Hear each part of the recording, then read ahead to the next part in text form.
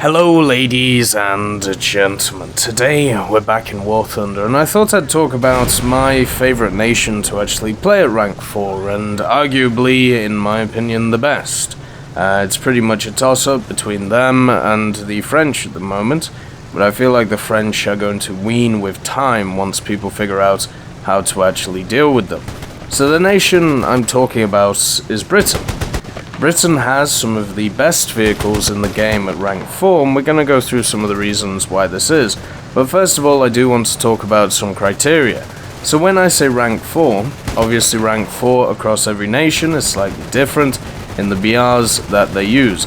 But the general BRs that we're talking about is from around 6.0 to 7.0. Now, there are some vehicles which are 7.0 or 7...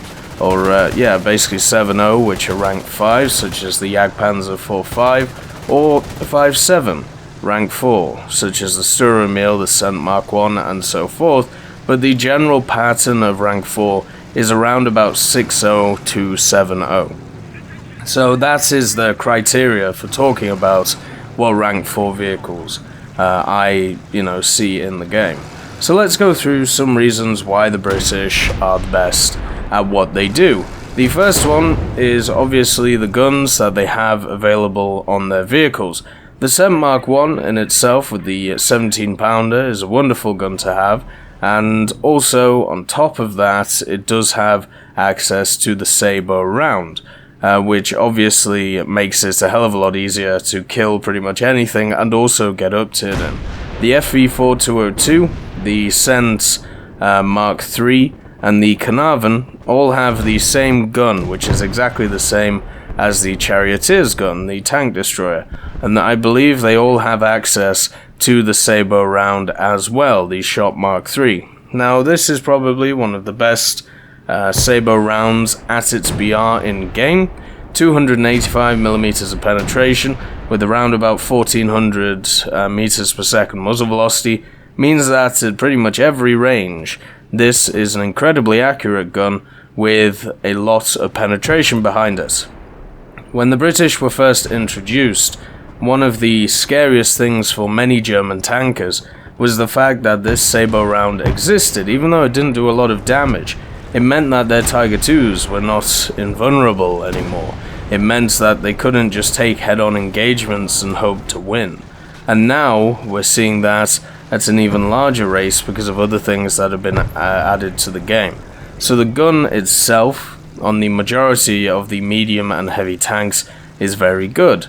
Now on top of this, you have a few other options, such as the Tortoise. The Tortoise doesn't really get talked about that much. That's because it has some weak points which are very easy to exploit.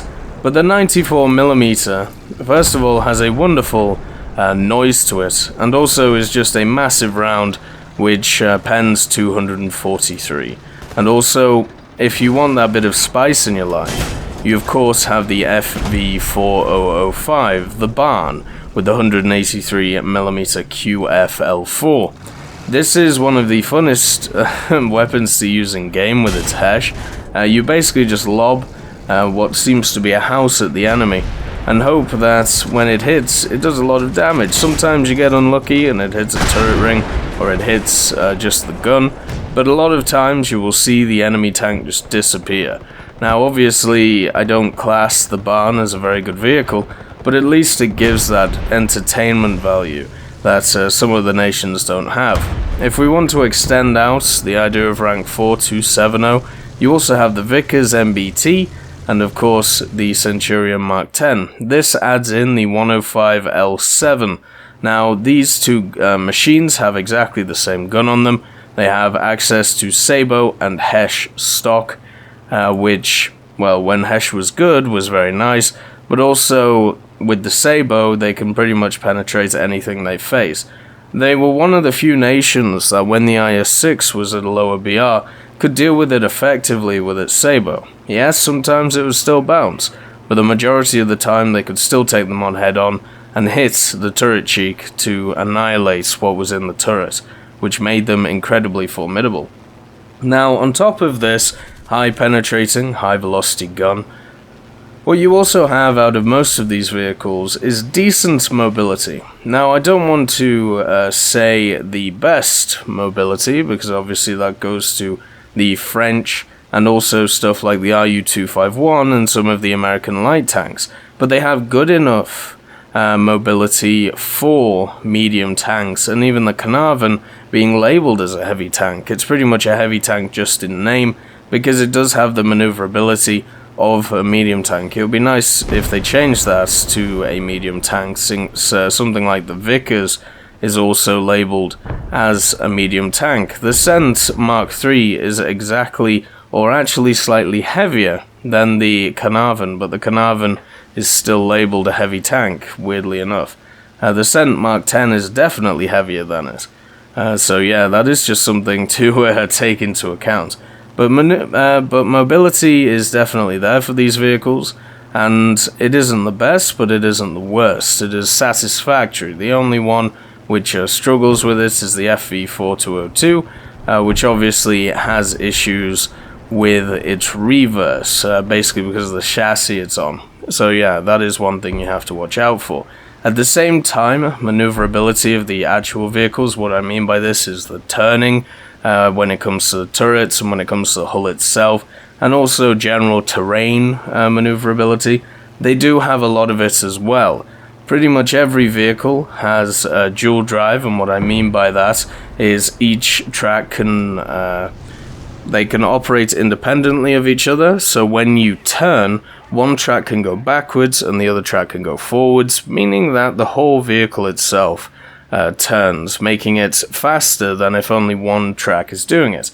There are quite a few vehicles that at rank 4 actually have this, but it is standard in all of these British vehicles apart from some of the tank destroyers. The main ones, the medium tanks and the heavy tank, which everybody uses, all have them standard. So if you do get flanked and you see the enemy before you shoot them, before they shoot you, you can get the turret round quicker than the majority of vehicles, and also at the same time point your armor at a decent click, so that's always nice. On top of this, the reload of pretty much all of these vehicles is some of the best in the game. Now, we actually had a look at stuff like the Vickers MBT and the Centurion Mark III and compared them to the autoloaders that you find on the French. So the Lorraine 40T fires 9 shots per minute, so if you actually do a quick calculation, because 9 shots per minute is pretty much how fast this thing will actually fire, you do 60 divided by 9, and it has a reload rate of 6.67 or 6.6 recurring. So if you compare that to the Centurion Mark III, mine at this moment in time is at 6.9, and that is not because my crew is the best. I can actually get this down to 6.3, so I can outload a Lorraine 40T's autoloader in the Cent Mark III. This is not even looking at something like a Vickers MBT. The Vickers MBT, with its stock reload of 6.5 seconds, is just insane when you think about that. You have a 105mm, which reloads at a rate of 6.5 stock without any crew upgrades, and that pretty much can out-reload every French autoloader that you find. And everybody has talked about how the French autoloaders are incredibly quick, they always beat my reload. Well, the British actually beat out the French in their reload. The catch is you need good crews in order for this to happen. So the French have the initial advantage if you don't have a good crew with the British, but once you get that good crew, once you put points into weapon reloading, once maybe you buy an expert or ace crew, the British are going to out-reload the French, which is kind of hilarious since the French are seen as the kings of the reload. Obviously the Barn doesn't come into contention, or the Conway, since they have ridiculous reloads, but every medium tank can at least keep up with the French. The Carnarvon has the same reload rate as the Cent Mark III. The FV202, if we just check real quick, since I'm trying to do them stock here, the FV4202 has the same reload rate as the Cent Mark III and the Carnarvon, so they can all out-reload the French autoloaders. and the Cent Mark 1 is at 7.0 standard. So, oh no, sorry, I have it in a crew. So let's just take it out out of a crew real quick. The Cent Mark 1 standard has a better reload rate of 7.6 seconds than the Mark III Carnarvon and FV4202. So that can also out-reload the French autoloaders. The Cent Mark 10 has a slightly slower reload, so it's probably on par. And of course the Vickers. Well, the Vickers is just insane. So yeah, just think about that. You have machines in the British tree that can out-reload the autoloaders of the French, which are seen as some of the fastest guns in the game. At the same time, a smaller point is the fact that they have a nice variety of tank destroyers. The Charioteer Mark 7 is a nippy little thing, but it doesn't have a stabilizer. It's probably not the best machine, but at least it gives a little bit different of a flavor. The Tortoise has armor behind it, and obviously a different gun. It would just be nice if it didn't have the weak spots, but it is how it is. It is a little bit of variety.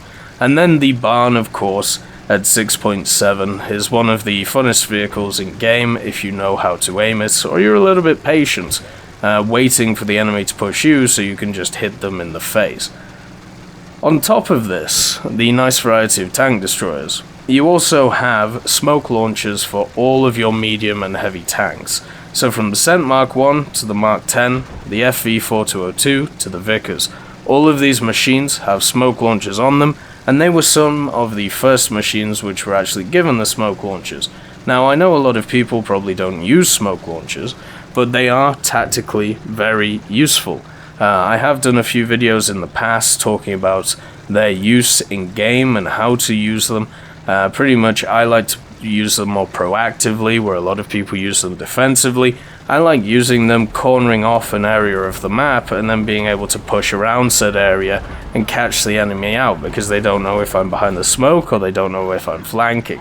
This is something that can be done with the British to great effect because of the smoke launchers, but it's coupled with the maneuverability and also the guns themselves.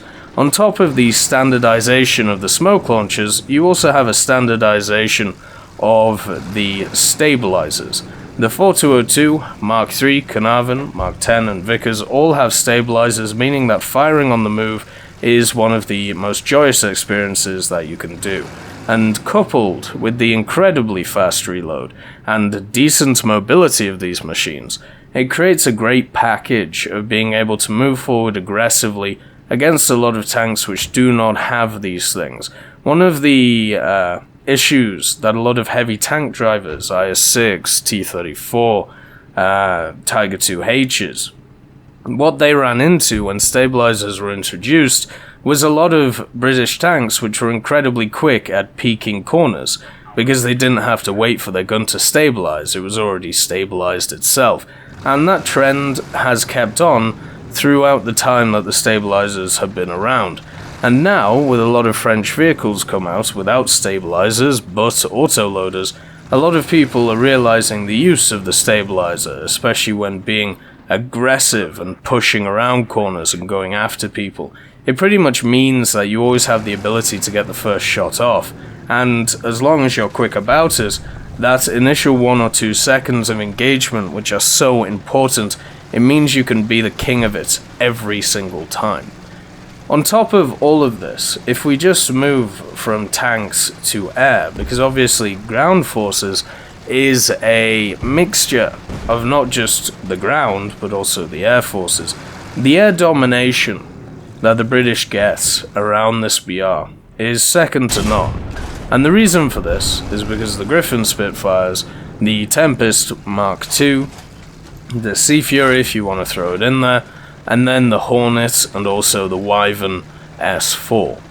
All of these machines are incredibly good in the fighter role, apart from maybe the Hornet, but all the rest are some of the best fighters that you will find at rank 4 of any nation.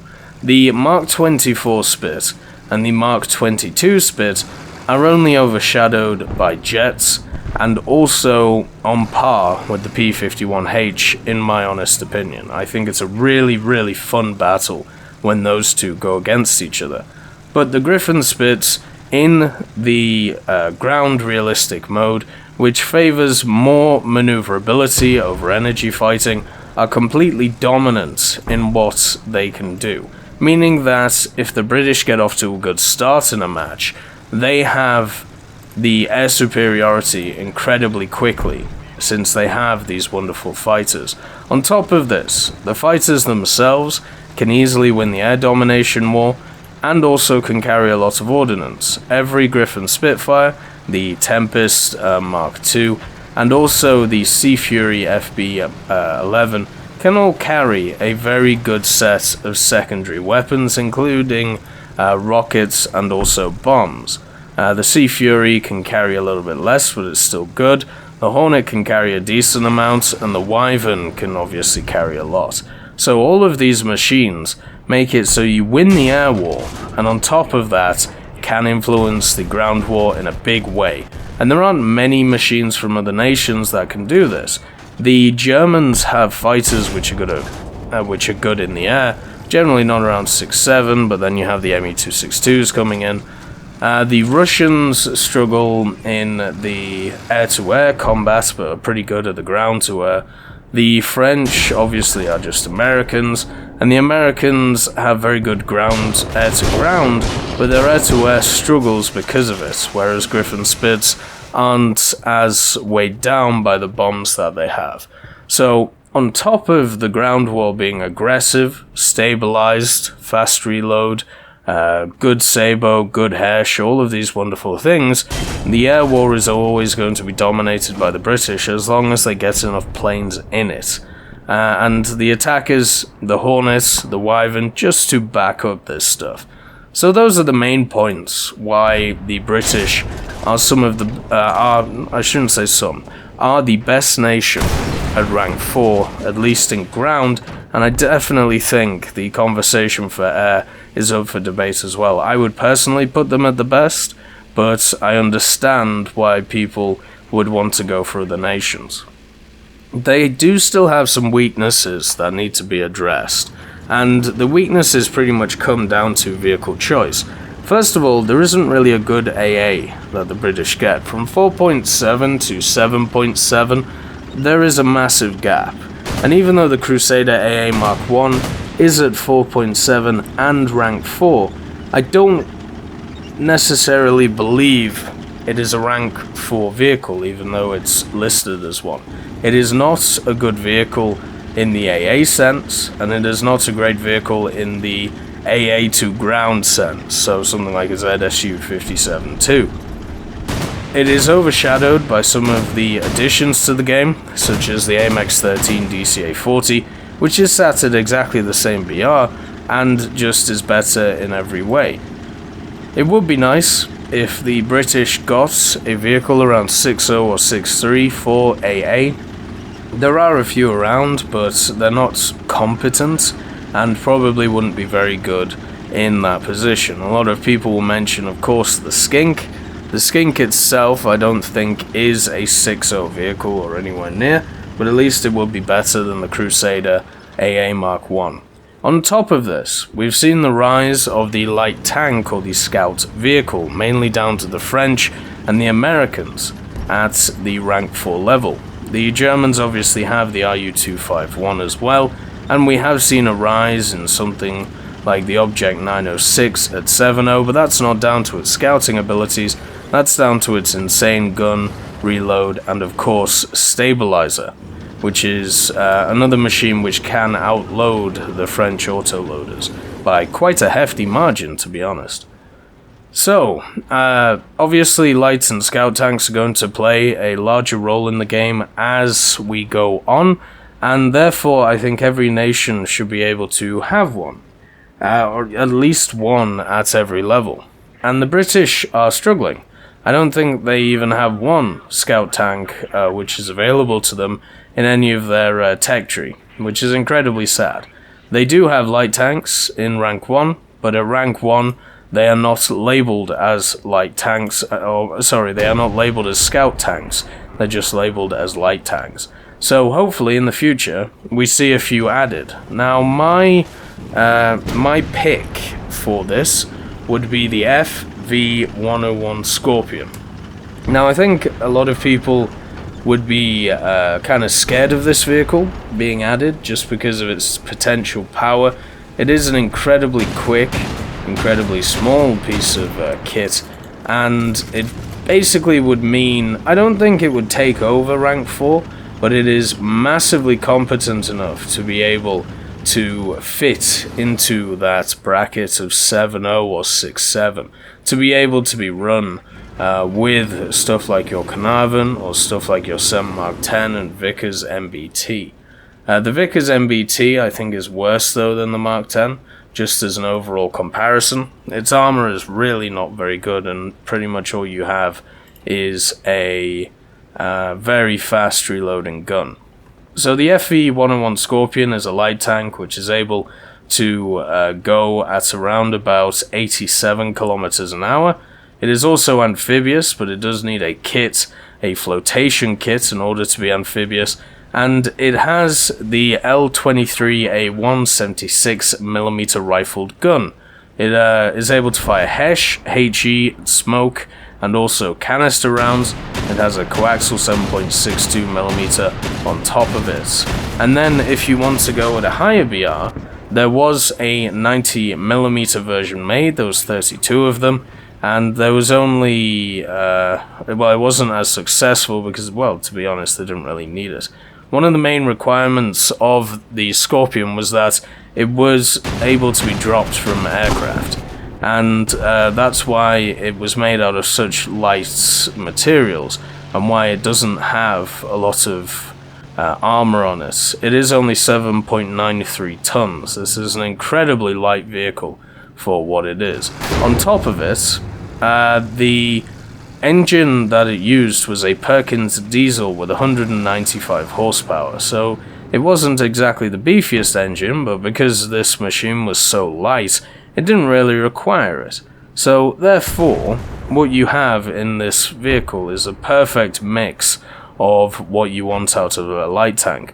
Fast and maneuverable. The gun itself isn't that great, but it is still good.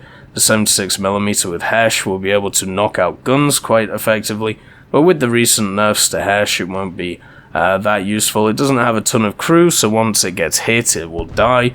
It has a 3-man crew. The only issues, of course, is that it entered service in 1973. But with the addition of rank 6, I think we can make exceptions for vehicles like this in order to get rank 4 scouts up and running for the British. I don't think this is a rank 5 vehicle because it doesn't have enough penetration power, it doesn't have enough power behind it in order for it to deal with a lot of the vehicles it will face. Unless you gave it an ATGM or something, I feel like this is a rank 4 vehicle and would be my choice to make the scout role for the British rank 4. But yeah, those are the two issues that the British have, and hopefully they are sorted soon, but for right now they are already in a pretty good place. The scouts would help a lot though, but I feel like every nation should have them, and the AA is definitely an issue, but since they have air domination whenever they want it, I don't think it's that big of an issue, at least compared to some other nations such as Russia, which has a very similar gap in their AA. But anyway, I hope you all have a wonderful day, and I'll see you next time.